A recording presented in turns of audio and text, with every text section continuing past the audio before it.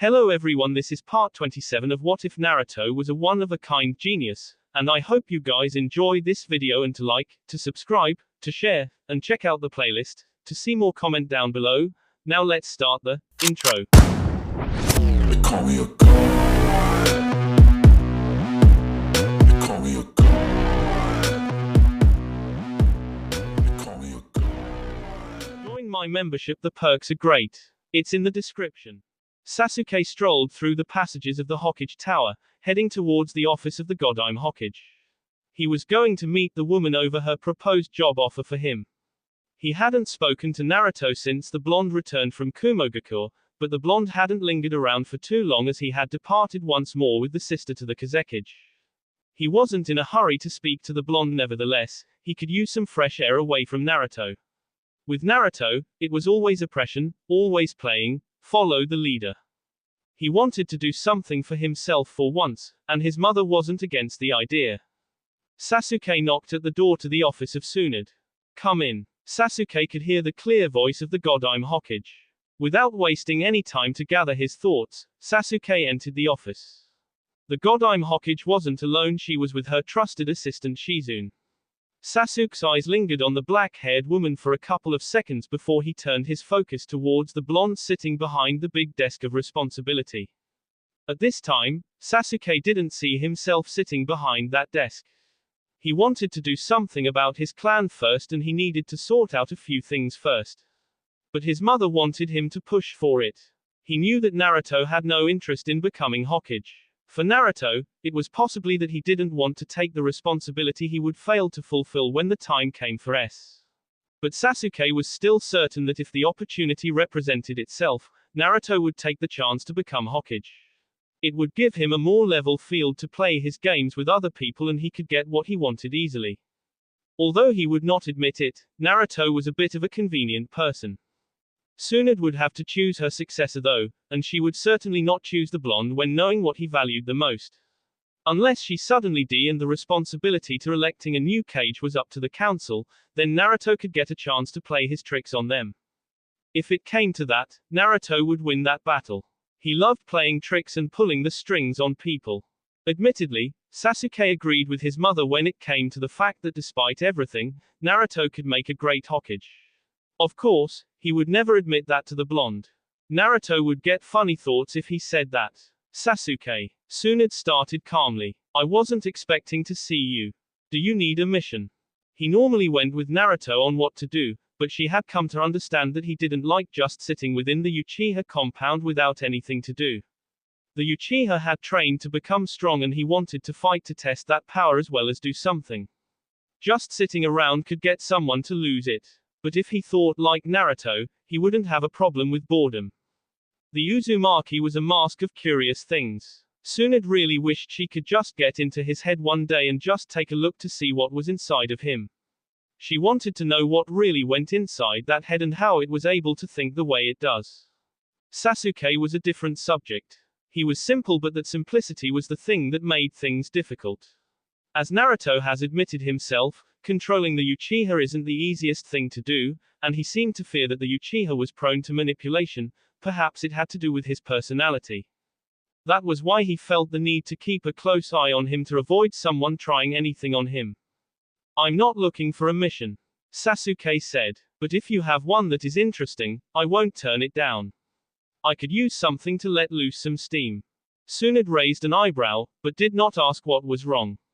She hasn't spoken to him since he returned from Kumo, and Naruto only came here to give her his report and a message from the Mizukage before saying that H was leaving for Sunagakure since Gaara said he wanted to speak to him. What can I do for you? The Slug Princess asked. If your offer of joining Anbu still stands, I will be happy to take it, Sasuke said firmly. His brother had been in Anbu and he was interested to see how that would be like that. From what he knew, Anbu did dangerous missions, and that was something that he wanted to do. He was only going to pair with Naruto now when they were going out to fight the Akatsuki, or if there was something troublesome they had to handle. If not, he was going to do his own thing. It would not be so bad being Anbu. At least he hoped so. Itachi had said it taught him so many things, and he was hoping that it was going to be the same for him. What brought this on? Tsunade asked. Sasuke shook his head. Nothing. I was always going to think about it. Besides, I need to get away from Naruto's shadow if I am going to establish myself. It won't do any favor to the Uchiha if I allow his shadow to consume me. I am going to be clan head in the near future. I need to be prepared, experienced and with a reputation.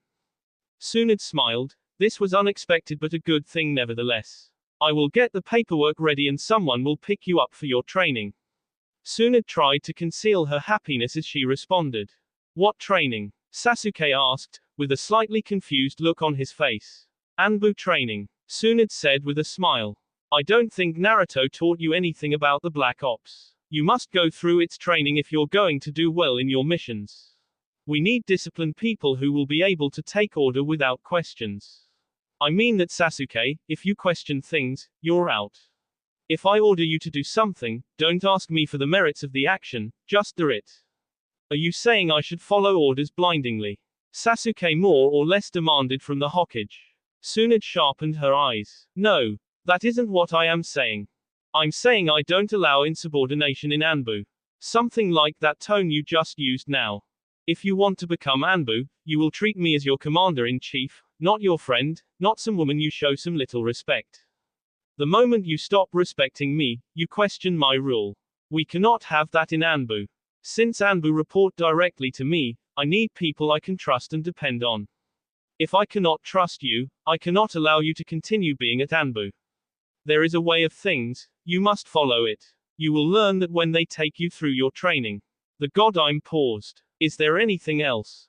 Sasuke shook his head. Good, Tsunade said. She considered asking the Uchiha if Naruto had said anything concerning Tsunagaku but she shook it off. She could ask about it on another day. Why does not Naruto fear the Akatsuki? He knows they are after him, and yet he doesn't have a problem in traveling alone. I told him that it was for his own safety that he travels with someone else who can fight alongside him should he comes across them, but he was dismissive of the idea. Sasuke didn't find that odd. It was something like Naruto. Even he wouldn't want anyone to be with him. Naruto believes in his strength and has no shortage of confidence. But if he's being like this, he has something planned up. It is likely he is waiting for something. With someone alongside him, no one can approach him. That made Tsunade curious. Who could he be waiting for? Sasuke shrugged. He had an idea from what his brother told him, but he wasn't going to tell the Godime Hokage. It would just raise more questions, and if the blonde didn't tell her, then it wasn't his business to tell. Besides, he has already said too much anyway. I see, Tsunade said, drawing a thoughtful look on her face. You can leave now. Once I get your paperwork, they will come for you. Can't I just go to them? It would be less troublesome that way, Sasuke said. Do you know who is going to come for you or where they are even located? Tsunade asked curiously. Naruto knows the village's layout like it is the back of his house. He can walk around the streets with his eyes closed and just half of his senses working and would find what he is looking for. Sasuke didn't need to add because of that, he had also come to possess some knowledge with regards to the village's layout. Tsunade wasn't the least surprised. Just go, Sasuke, she said in a dismissive tone. Tsunagaku. Temari finally allowed herself an intake of oxygen with all her might as she stopped at the village entrance. Traveling with Naruto was brutal because the blonde didn't do too many stops. He was focused on the goal ahead and he had said he didn't want to linger around the desert for far too long because you never knew when a storm was going to brew. As they walked through the streets of the hidden sand, Temari couldn't help but eye the blonde out the corner of her eyes. She was still surprised that he had chosen to come back with her just to talk to Gaara simply because he had asked her. There had to be something. Naruto wasn't that kind of person who did things on a whim or just because someone appealed to him. Well, she wasn't going to complain about it. She knew he was a capable person and would no doubt help them through difficult situations. He always did seem to have the answers to everything. I thought you were a person who says her thoughts loud and firmly. Naruto said, his narrowed eyes meeting Temari's. The blonde didn't look away after being caught staring, she stared back at him before she responded. There is nothing in my head that I want to tell you. I doubt that, I can guess what you're thinking now. Temari frowned. She hated that part about him, but she didn't help matters with her expressions. Naruto was good at reading facial expressions and she wasn't good at wearing masks. She has been around him for far too long. When she was going to learn. Oh, right, she had dismissed the idea because she hated being fake. Keep guessing, but don't tell me. Temari said. Come on, let us go to my house first. You need some rest and something to eat. We left Konoha yesterday and only rested during the night, because it wasn't safe to cross the desert at night. Naruto shook his head. I must return to Konoha the moment I finish speaking to Gaara. Once I'm done with him, I will avoid traveling through the desert and teleport directly into the Fire Country's borders. There are still things I must sort in Konoha before we take the fight to the Akatsuki. Temari wasn't going to get into an argument with him, she merely nodded and led him towards the Kazekage Tower. When they arrived, Baki was with the Kazekage. He was standing on Gaara's right, hands folded behind his back, with a stern expression masking his face. Gaara was the first to speak. Naruto, I was surprised when I received Temari's message. I thought it would take a while for you to get back to me, considering how much of a busy person you are. The blonde Uzumaki sat down as Gaara spoke. Once he was comfortable, he spoke. Your dear sister was very persuasive. I thought not to disappoint her by delaying my visit. Besides, if I had not come here, it was likely going to take some time. Once I return to Konoha, the focus will be on the Akatsuki and the dreams. He would not have the chance to play around with anyone else. The problem of the Akatsuki was a major one that threatened his very existence, and since they were on the move, he could not help matters. He had to pull his weight to stop them from getting his life. He had to stop them from trying to destabilize the elemental nations. He needed this world to be calm, or else there would be trouble. The seeds of war were being planted every day and everywhere. If other Jinchuriki were taken and only he remained, it would not take a second for someone to plant doubts in Konoha's innocence in the whole matter. Someone could say that it has been Konoha's doing all along. The other villagers would turn on them. Whilst he may be forced to flee Konoha if something like that happens, there was no doubt that Naruto would enter the war. Yes, he would put on a mask and decimate battlefields in a quest to reduce the human population. It wouldn't even be a problem if he could wipe out all shinobi involved in the war. It would take many years for the nations to regroup, and by then, his print would be all over each nation. Gaara smiled. I'm glad even my sister can be persuasive. The Kazekage almost sounded sarcastic when he said that, but it wasn't his intention. He truly didn't believe that Naruto came here because his sister had a way with words, but at the same time, if his sister hadn't said anything, he wouldn't be here. Tsunade told me of how the Akatsuki took away the tailed beast away from you. Naruto said, have you seen the humanoid creature they used to seal the Biju? Or even heard of it from anywhere in legend stories? Gaara shook his head. It was my first time seeing it. Naruto nodded. He would have to consult with the Kyuubi about this. If this thing could take in Biju and was being controlled by the Rinnegan, then the Biju had to know something about it. Its history goes back to the legends of the Sage of Six Paths. Naruto knew the Biju was not just a force of nature that was made of nothing but chakra and hatred for humans. The hatred for humans was something that happened because of the actions of humans. It was safe to say that most Biju didn't like humans for their treatment of Biju. They were nothing more than weapons for power, weapons they could use in their wars. But Biju had a will, they had thoughts. They were alive and have been living for far longer than possibly shinobi. For humans to be dismissive of their existence and treat them as nothing more than mindless masses of chakra was naive and the height of human ignorance. Naruto pitied humans sometimes, but their arrogance led them to believe that they controlled the world. That they were the superior creatures. Surely, it was like that, but humans were foolish. Humans might be superior in some ways, but Naruto had reason to believe that humans were not the first to grace this world. Of course he didn't go as far as to question how humans became, but when looking at things, there was enough reason to say that humans just came over and started to assume control. Without the trees, land and water, humans wouldn't survive in this world. The survival of humans was tied to nature. So for one to be one with the world, you had to be one with nature. Perhaps that was why Senjutsu was powerful, and it wasn't something that you could just learn yourself. As far as Naruto was concerned, the summons taught Sage Jutsu. Do you think it knows something? Gaara asked. I won't know unless I try asking. Naruto responded calmly. He didn't want to commit to anything. It was nevertheless important that they find out what the Akatsuki was planning. This was a major breakthrough. Without Gaara's information, he wouldn't even know where to look. His planning was correct. He hadn't made the wrong choice in leaving Gaara alone when he knew that the Akatsuki was moving towards him. The redhead was alive, and back in the hot seat. There was no harm done but something valuable being gained.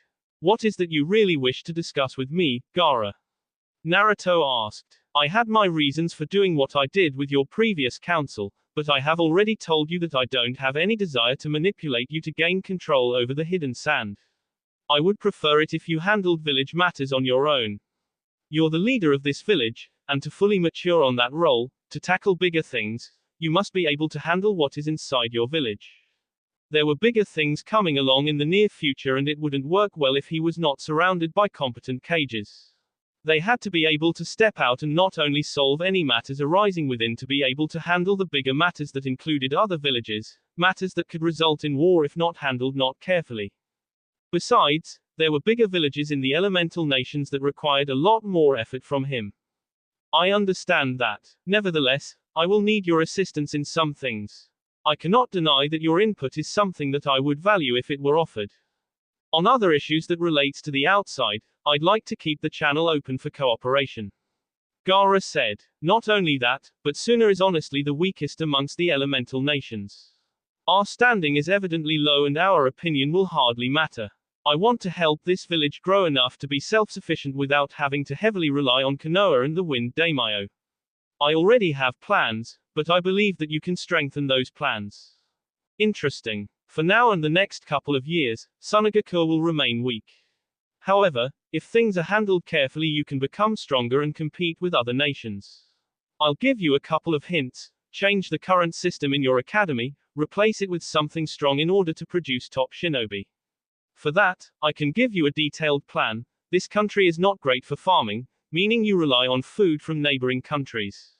The blonde paused, and took out a scroll.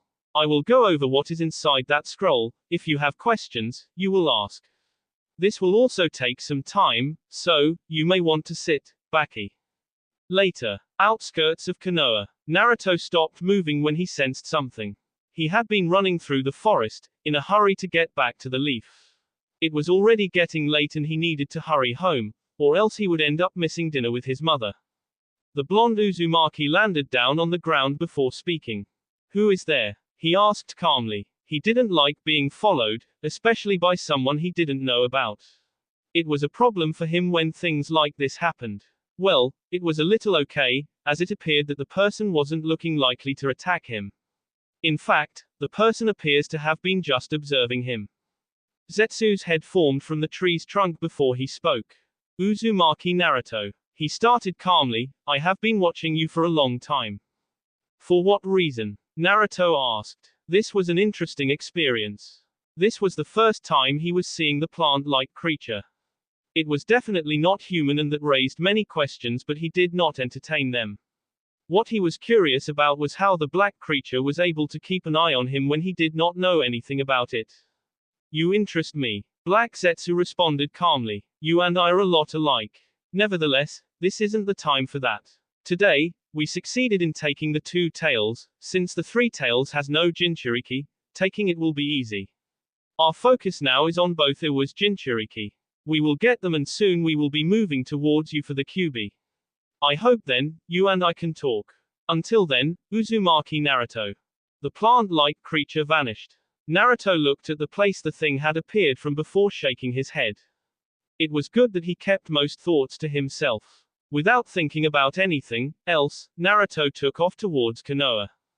Naruto's house. Naruto was sitting inside his study, working on a few things, the Akatsuki to be precise.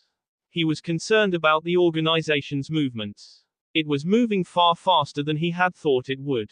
Konoha has so far managed to take out Sasori and Itachi was out of the picture because of his death. One could not say the organization was weakened because of it. To weaken it, they would have to attack its leader.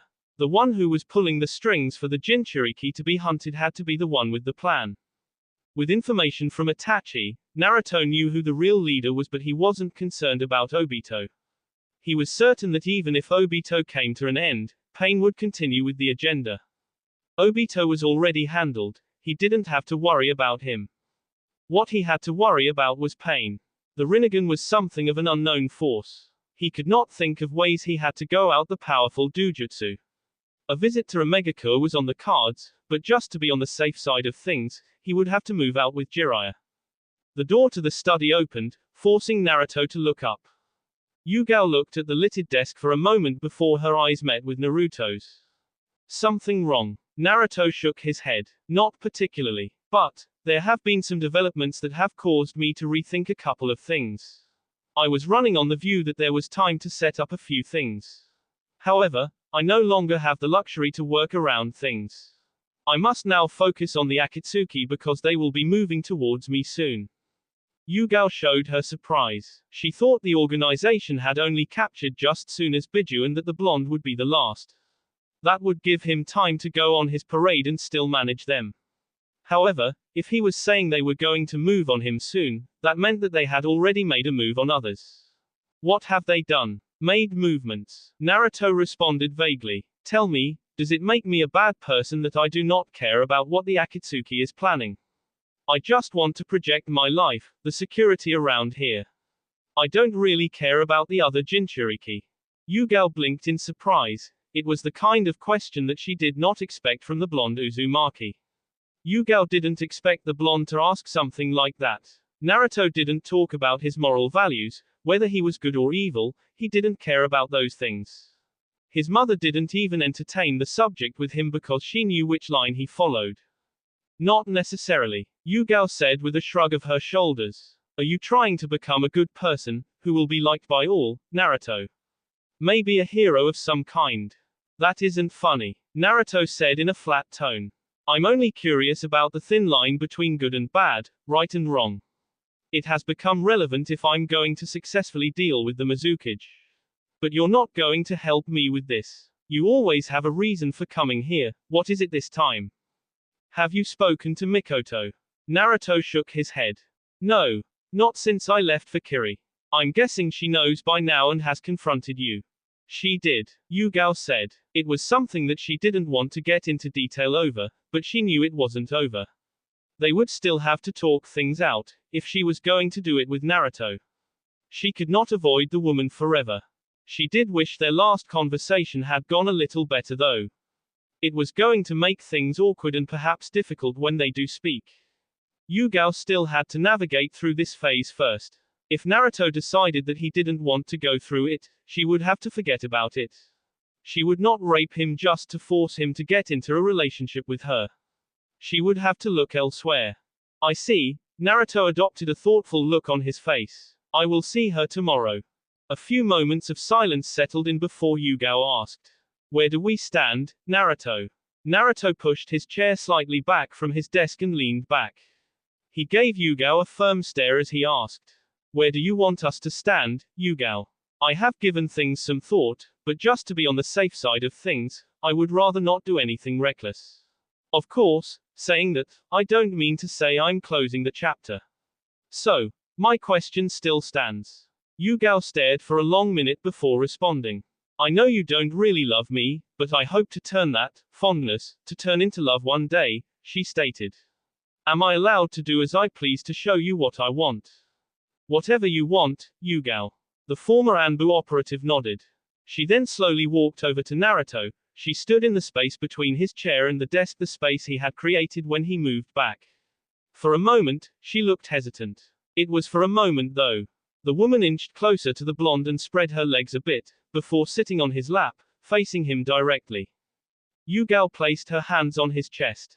It was a gentle touch. Naruto didn't make any immediate movements. The other day, it was him making a move and now it was her.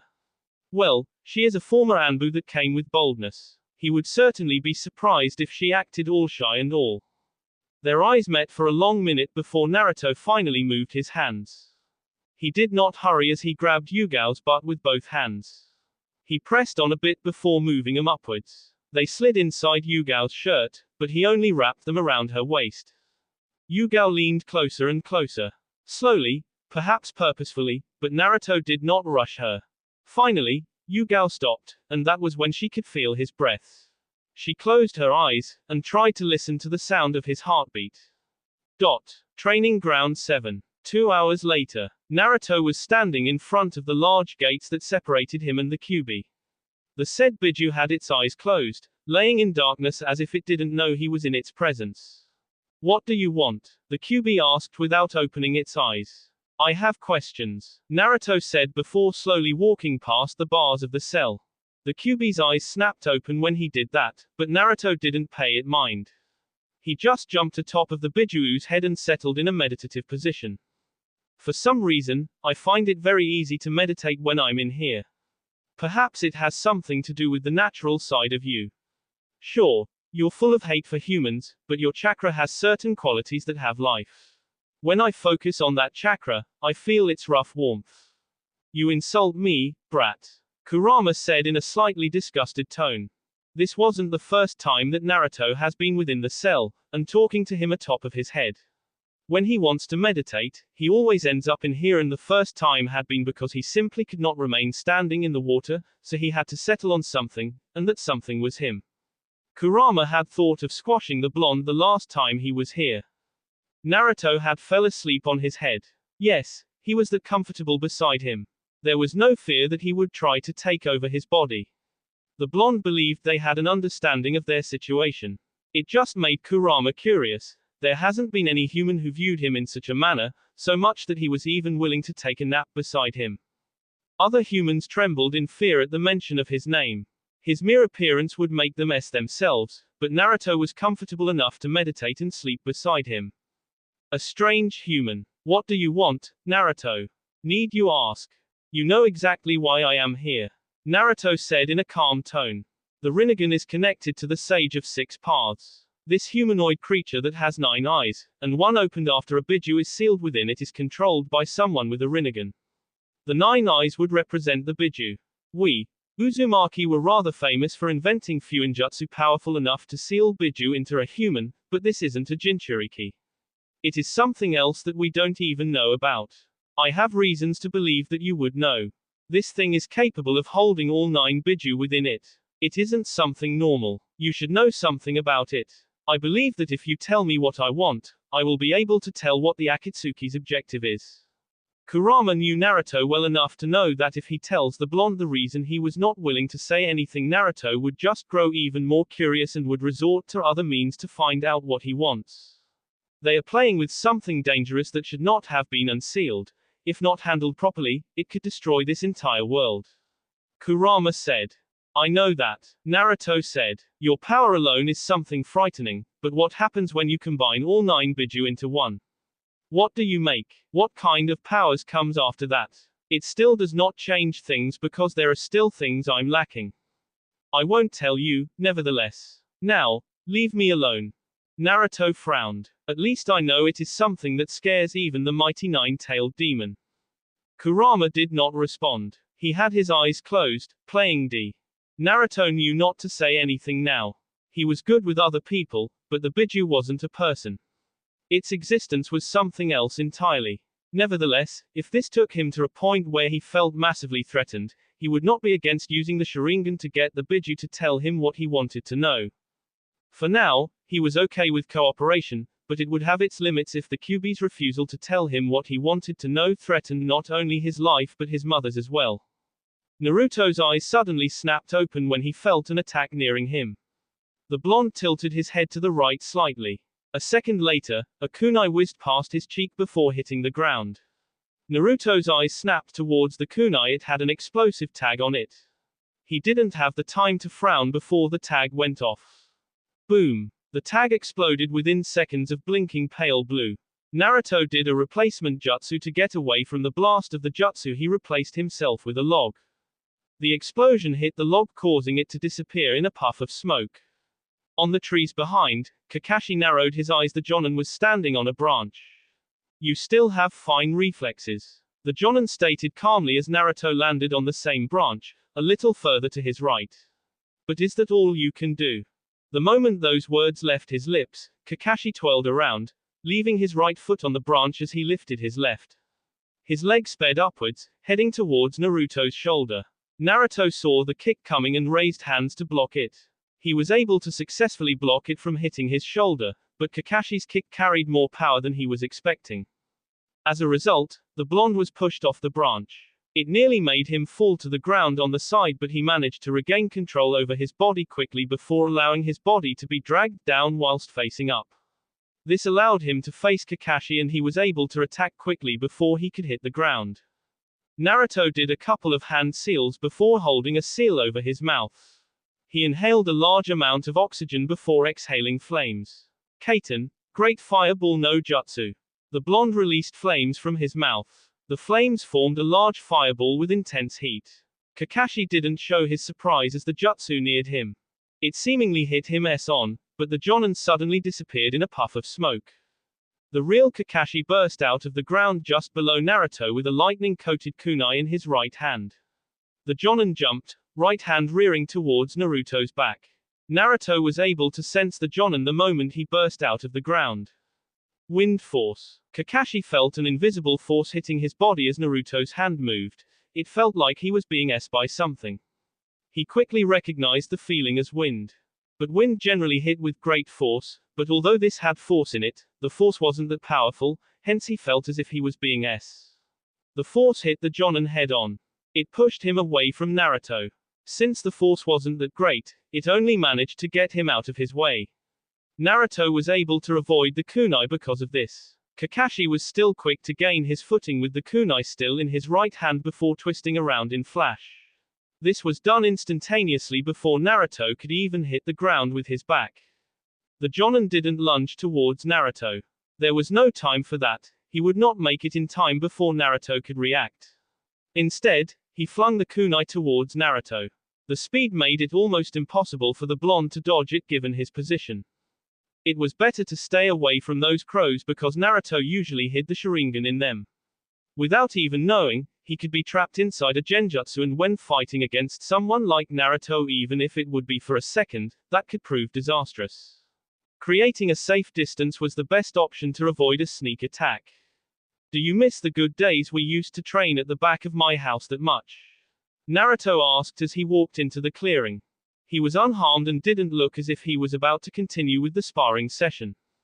Kakashi looked up at Naruto for a moment before shrugging.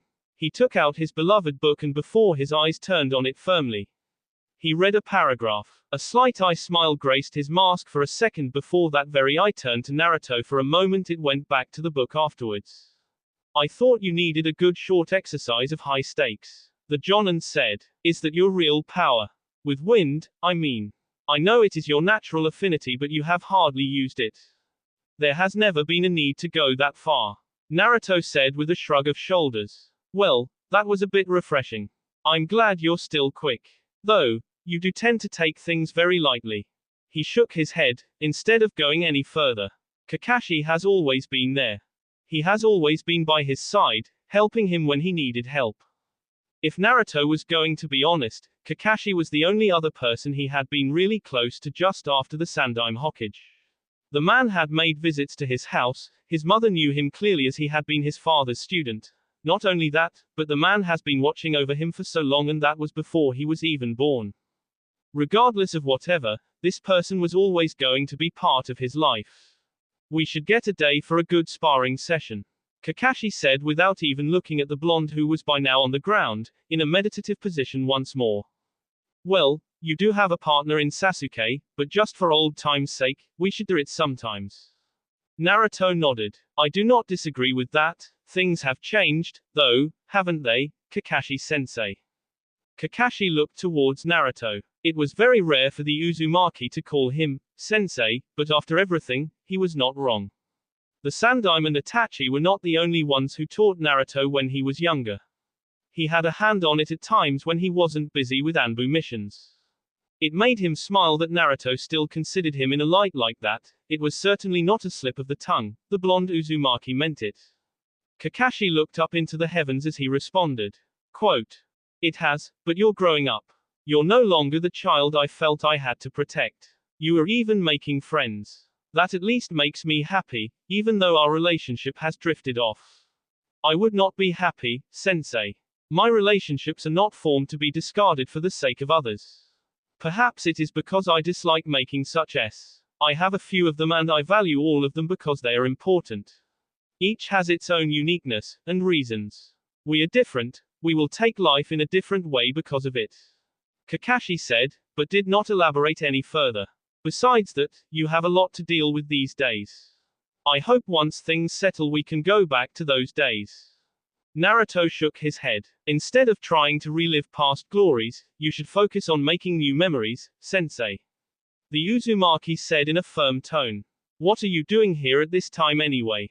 I was taking a stroll and ended up here without even realizing it, Kakashi responded. Naruto shook his head with a small smile.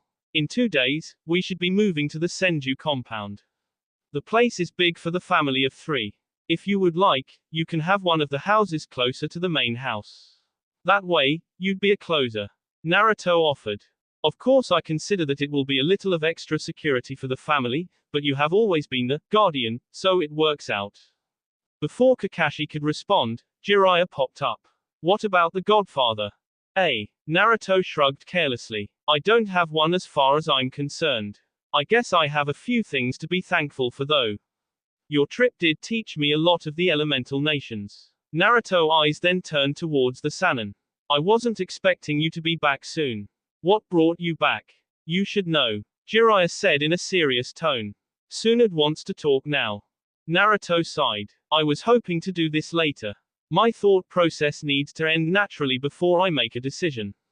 He said to himself. But it can't be helped. He then stood up and walked over. Let us go then. Jiraiya turned towards Kakashi. Join us as well. Hokage office. Tsunade straightened up and adopted a firm look on her face when the people she was waiting for appeared in her office. The Godime Hokage placed both her hands on her desk and stared into Naruto's eyes. She didn't say anything until everyone sat down. Jiraiya at his rightful place by the window frame and both Naruto and Kakashi in front of her desk. When were you planning on telling me that the Akatsuki went after Kumo's Jinchuriki? Tsunade asked, in a calm tone. She wasn't demanding anything from the blonde, just asking. Today, Naruto said calmly. I only stumbled upon it last night on my way back to the village by chance. Why didn't you say anything then? Naruto shrugged. What would it have changed? We were in no position to do anything. The Raikage told me he could handle a bunch of criminals. It isn't necessarily our problem, but I do understand, fully, in ways you can't imagine, that the Akatsuki are planning something dangerous. Jiraiya faced Naruto. Have you learned something new? They all knew that the criminal organization was planning something sinister, but they did not know what and how much of a danger to the elemental nations it could be. But Naruto's tone suggested that he knew something that they did not. Gaara's information provided something I found troubling. I cannot confirm it fully, but I believe that they are planning to create a weapon utilizing the powers of all 9 Biju. I don't know what they plan to use the power for. Whether it is for world domination or other sinister agendas, I don't know. The Uzumaki responded. Tsunade frowned. This makes stopping him a priority.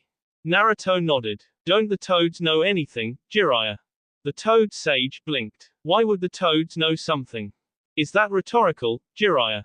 Or are you being slow on purpose? Naruto asked. Before Jiraiya could snap at the blonde, Kakashi intervened. Now, Naruto, there is no need for that. We are being civil here. I am being civil, Naruto said. He then sighed. Aren't you the author of Child of Prophecy? Tsunade snorted the moment Naruto said those words. Yeah, he is. He was even a sage of the prophecy at one time. The Godime said sarcastically. What does that have to do with anything? Naruto shook his head. They were not going to understand anything he would say. Besides, he was only going to be saying suspicions things, nothing concrete. It was not worth telling these people anything. I just thought if their prophecy was real, then they would know something about the medium the Akatsuki is using to seal Biju. This has something to do with the legacy of the Sage of 6 Paths. The fact that there is hardly anything left behind makes it difficult to form conclusive evidence. You believe that he existed? Tsunade asked Naruto, surprise evident in her tone. Naruto nodded. I know he did. The Uchiha have some evidence he did, so do the Senju. Your grandfather was a Senju, he should have known. In any case, for now, we just have to think of stopping the Akatsuki. That is the reason we are here. Jiraiya said. We need to plan on how we are going to do it even without the help of other nations. Tsunade said. I believe they have positioned themselves to capture Biju from 3 to 7. It probably won't take them more than a couple of days to capture all of them.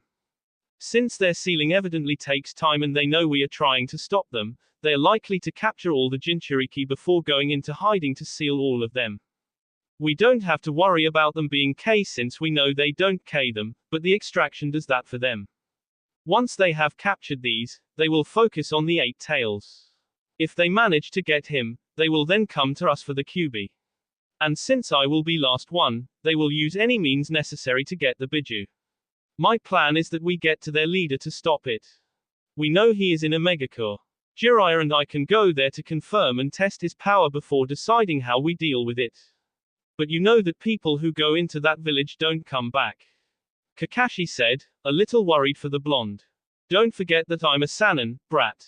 Jiraiya said in a confident tone. Besides, the legendary powers of the Sannin. There was a sarcastic hint in Naruto's tone. We have means to escape. Our purpose of going there isn't engage in a full-blown battle, but to confirm things and test the power we are up against before forming a strategy on how we're going to deal with it. Do you approve of this, princess? Tsunade was silent for a long minute as she thought of many things. We don't really have a choice but to go after the leader. If we take him out, we K the hunt and the members scatter. The only thing keeping them together is probably the leader. The organization is made of powerful criminals, that means big personalities and egos. Without the powerful force to get them together, they won't be going after the Biju. The Godime said. But what about Sasuke? Are you not going with him? Naruto shook his head. We are not going to war, so Sasuke isn't needed. Besides, as childish as he can be, I think it will be safe if the likes of him and Kakashi remain behind in case something happens. This world is unpredictable. We don't know what will be waiting for us when we reach the rain.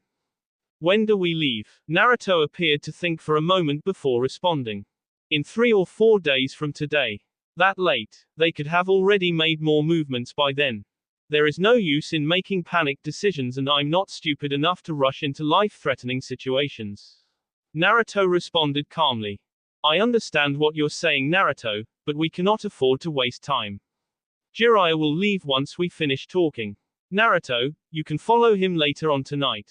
That is final. Tsunade said in a serious tone. If you want to make preparations, you can go and start making them. The Godime said, dismissing the blonde Uzumaki with a wave of her right hand. That afternoon. Senju compound. Naruto was packing books on the shelves inside a small library within the main house with Mikoto standing just away, looking at the books already in the shelves. This isn't much, but still a lot of knowledge for just one person. Mikoto said. There is never too much when it comes to knowledge. Naruto said to Mikoto. What makes you say it is for one person anyway? Well, your mother won't bother with it and Yugao will be trying to get into your pants to come here. Mikoto said. Naruto stopped what he was doing and turned to Mikoto. What if she has already done that? He asked with an expressionless mask. Mikoto blinked. What? Naruto shook his head. Nothing. He said. We must talk about where this is going. Mother wants me to get married, and have grandchildren. To say we can't get married would be incorrect, but we are just not going to do that. So, I must look at other options. And grandchildren. Naruto shrugged. That is something I'm not even considering at the moment. But we must solve this matter. My mother will honestly freak out if this comes out. We should do. Mikoto interrupted Naruto. We can't. Not now. Naruto shook his head. Yugao said that there are chances that you might get pregnant since we don't take measures against it. That would honestly complicate things, and I'm not sure if marrying Yugao would still be an option then. Before anything happens, we must take measures to avoid that situation we cannot escape. Mikoto walked over to the blonde. She stopped inches away from and gently took his right hand and placed it on her belly. What if I'm already carrying your child, Naruto? That will be all for this video. Be sure to like, subscribe, share, and comment down below for more videos. Goodbye.